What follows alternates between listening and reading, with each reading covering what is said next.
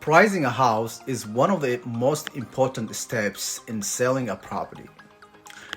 If a house is overpriced, it can deter potential buyers and lead to longer days on the market and results in the property selling for less than its true value.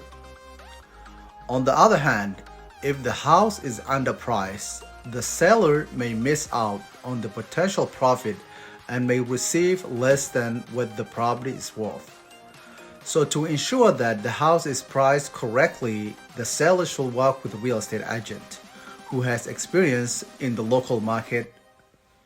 So the agent can analyze comparable properties and take into account factors such as location, condition, amenities, and arrive at a fair market price.